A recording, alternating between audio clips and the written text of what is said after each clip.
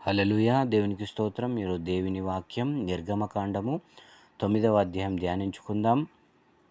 తరువాత యెహోవా మోషేతో ఇట్లనెను, నీవు ఫరో యొద్దకు వెళ్ళి నన్ను సేవించుటకు నా ప్రజలను పోనిమ్ము.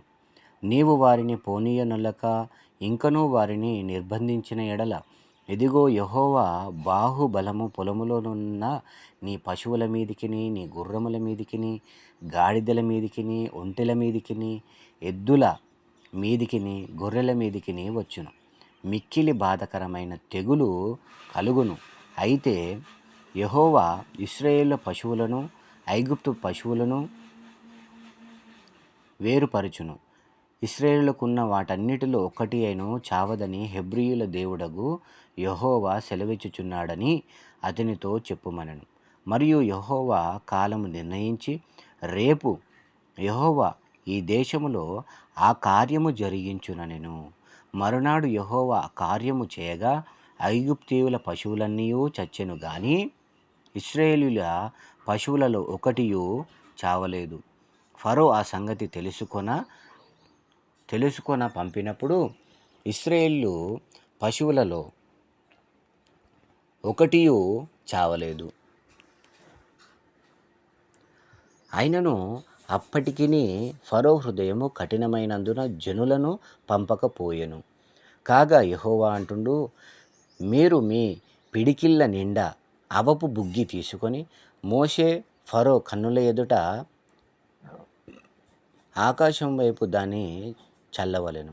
అప్పుడు అది ఐగుప్తు దేశమంతటా సన్నపు ధూళి అయి ఐగుప్తు దేశమంతటా మనుష్యుల మీదను జంతువుల మీదను పొక్కు దద్దురులు లగునని మోషే అహరోనులతో చెప్పెను. కాబట్టి వారు అవపు బుగ్గి తీసుకొని వచ్చి ఫరో ఎదుట నిలిచి, మోషే ఆకాశము వైపు దాన్ని చల్లగానే అది మనుష్యులకును జంతువులకును పొక్కు దద్దురులాయెను. ఆ దద్దురుల వలన శకునగాండ్రు మోషే ఎదుట నిలువలేకపోయిరి. ఆ దద్దురులు శకునగాండ్రుకును ఐగుప్తులందరికీ పుట్టెను.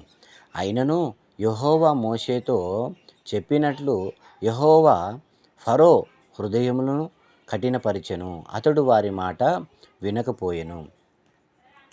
తరువాత యెహోవా మోషేతో ఇట్లనెను, హెబ్రీయుల దేవుడైన యెహోవా ఇలాగు సెలవిచ్చుచున్నాడు, నీవు తెల్లవారగానే లేచిపోయి ఫరో ఎదుట నిలిచి, నన్ను సేవించుటకు నా జనులను పోనిమ్ము.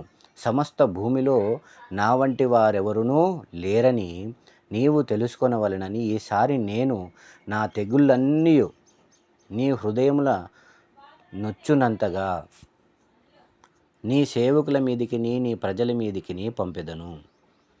భూమి మీద నుండకుండా నీవు నశించిపోవునట్లు నేను నా చెయ్యి చాపియుంటిననెను. నిన్నును నీ జనులను తెగులుతో కొట్టివేసియుందును. హల్లెలూయా! నా బలమును నీకు చూపునట్లును భూలోకమందంతటా నా నామమును ప్రచురము చేయునట్లును ఇందుకే నేను నిన్ను నియమించితిని. నీవు ఇంకా నా ప్రజలను పోనీయనొల్లక వారి మీద అతిశయపడుచున్నావు.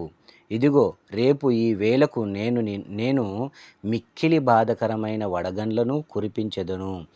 ఐగుప్తు రాజ్యము స్థాపించిన దినం మొదలుకొని ఇదివరకు అందులో అట్టి వడగండ్లు పడలేదు.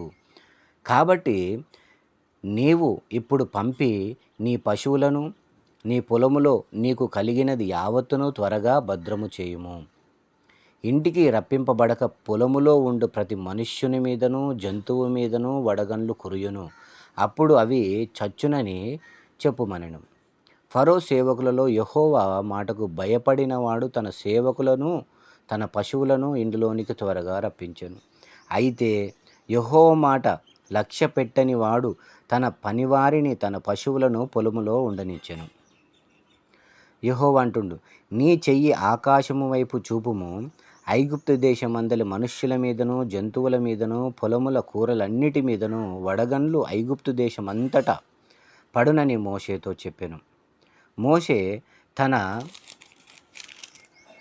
కర్రను ఆకాశము వైపు ఎత్తినప్పుడు యెహోవా ఉరుములు వడగండ్లు కలుగజేయగా పిడుగులు భూమి మీద పడుచుండెను. యెహోవా ఐగుప్తు దేశము మీద వడగండ్లు కురిపించెను. అలాగు వడగండ్లతో కలిసిన పిడుగులను బహుబలమైన వాయను. ఐగుప్తు దేశమంతటను అది రాజ్యమైనప్పుడు మొదలుకొని ఎన్నడూనూ అట్టివి కలుగలేదు.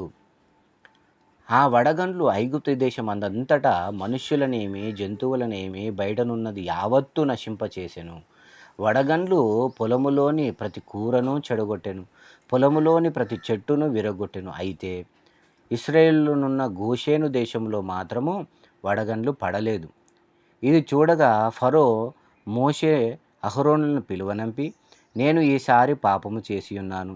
యెహోవా న్యాయవంతుడు, నేనును నా జనులను దుర్మార్గులము. ఇంత మట్టుకు చాలు.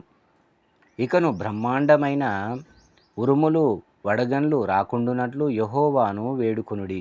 మిమ్మును పోనిచ్చెదను, మిమ్మును ఇకను నిలుపనని వారితో చెప్పగా, మోషే అతని చూచి, నేను ఈ పట్టణము నుండి బయలు వెళ్ళగానే నా చేతులు యెహోవా వైపు ఎత్తెదను. ఈ ఉరుములు మానును, ఈ వడగండ్లును ఇక మీదట పడవు. అందువలన భూమి యెహోవాదని నీకు తెలియబడును.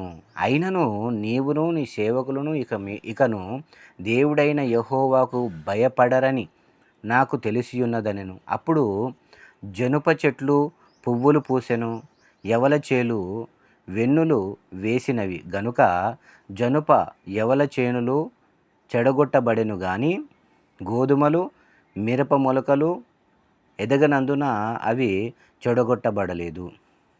మోషే ఫరోను విడిచి ఆ పట్టణం నుండి బయలు వెళ్ళి యెహోవా వైపు తన చేతులు ఎత్తినప్పుడు ఆ ఉరుములను వడగండ్లును నిలిచిపోయెను.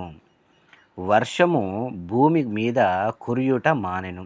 అయితే ఫరో వర్షమును వడగండ్లను ఉరుములను నిలిచిపోవుట చూచి అతడును అతని సేవకులను ఇంకా పాపము చేయుచు తమ హృదయములను కఠినపరుచుకొనిరి.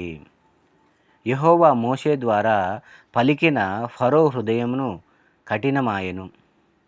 అతడు ఇశ్రాయేలులను పోనీయక పోయెను. దేవుడు విన్నవారిని వారి కుటుంబాన్ని దీవించునుగాక. ఆమెన్.